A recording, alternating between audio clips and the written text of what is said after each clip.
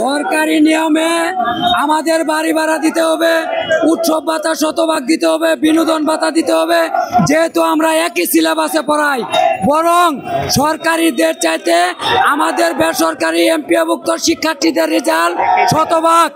তাহলে কাজেই আমরা কেন এই বৈষম্যর শিকার হবে? আবু সাইদের বাংলায় এখানে কোনো বৈষম্য চলবে না। সরকারি নিয়মে আমরা বাড়ি ভাড়া চাই, কাজে আমাদের জাতীয়করণ দিতে হবে। আমার অনেক সব দিক দিয়ে আমাদেরকে বঞ্চিত করতেছে, কোনো দিক দিয়ে আমাদেরকে ন্যায্য পাওনাটুকু দেয় নাই, আমাদের সাথে বৈষম্য করতেছে। সরকার তো আমাদেরকে বলছে আমাদেরকে বাড়ি ভাড়া, উৎসব বা চিকিৎসা ভাতা আমাদের দিবে সাবেক শিক্ষক উপদেষ্টা, এবং আমাদের 2000 কোটি টাকা আমাদের বাড়ি ভাড়া চিকিৎসা ভাতার জন্য রেডি আছে, কিন্তু সরকার পাইতারা করছে। এই পাইতারা শিক্ষকরা মেনে নিবে না। শিক্ষকদের দাবি যতক্ষণ পর্যন্ত পূরণ না হবে ততক্ষণ তারা চলবে না। একই দেশে এই দুই বৈষম্য চলবে না। একত্রিত হয়েছি শিক্ষকদের দাবি নিয়ে। কবির ভাষা বলতে হয়, শিক্ষক হলেন গুরুজন, করেন শিক্ষাদান, তাদের সেবা করব মোরা, রাখবো তাদের মান।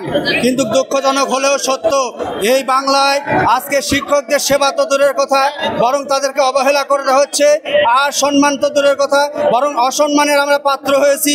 কারণ 1000 টাকা দিয়ে বাড়ি ভাড়া আর 500 টাকা দিয়ে মেডিকেল ফি, যেটা কখনোই সম্ভব নয়। আজকে হচ্ছে একটা ডাক্তারের কাছে গেলে কমপক্ষে 1000 টাকা তাদের ফি দিতে হয়, তাহলে আমরা ওষুধ কিনবো কি করে? আর বাড়ি ভাড়া দিব 1000 টাকা বাড়ি ভাড়া, একটা কুড়ে ঘর মাটির ঘরও হয় না। এজন্য যে সমাজকে যদি জাগ্রত করতে চাই, দেশকে যদি উন্নত করতে চাই, সাফল্যের দান প্রান্তে পৌঁছাতে চাই, আমরা শিক্ষার মেরুদণ্ডকে আমরা যদি শক্ত করতে চাই, আর এই শিক্ষায় পরিচালক করে শিক্ষক। সুতরাং আমাদের এক দফা এক দাবি, জাতীয়করণ কবে হবে?